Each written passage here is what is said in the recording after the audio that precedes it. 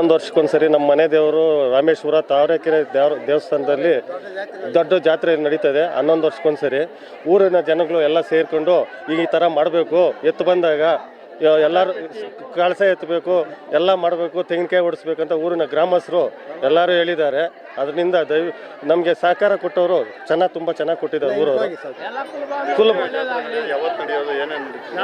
April 4, 5, 6 April ಕೂಟ 4ನೇ ತಾರೀಕು, ಏಪ್ರಿಲ್ 4ನೇ ತಾರೀಕು ಕೂಟ. ಆವತ್ತು ನಮ್ಮೂರಲ್ಲಿ ದೀಪಗಳು ಎಲ್ಲ ಮಾಡಿಕೊಂಡು ತಾವರೆಕೆರೆ ದೇವಸ್ಥಾನಕ್ಕೆ ನೈಟ್ ಹೋಗ್ತೀರಿ. ಆಮೇಲೆ 5ನೇ ತಾರೀಕು ಹೊಳೆ ಪೂಜೆ ಇರುತ್ತೆ. 6ನೇ ತಾರೀಕು ದೀಪ ಕೊಟ್ಕೊಂಡು ನಾವು ಬರ್ತೀವಿ. ಒಂದು 30 ಕುಟುಂಬದವ್ರು ಇದ್ದೀರಿ ನಾವು. 30 ಕುಟುಂಬದವ್ರು ಇದ್ದೀರಿ ನಾವು. ಇವತ್ತು ಕಳಸ ಜಾತ್ರೆ, ಆಮೇಲೆ ಪವಾಡ, ಡೊಳ್ಳು ಕುಣಿತ ಎಲ್ಲ ಮಾಡಿದ್ವಿ. ವೀರಗಾಸೆ ಎಲ್ಲ ಮಾಡಿ. ಯಾರು ನಾನು ಕಂಬಿ ಯಜಮಾನಾಗಿದ್ದೀನಿ, ಕೆಂಪರಾಜ್ ಡಿ ಎನ್.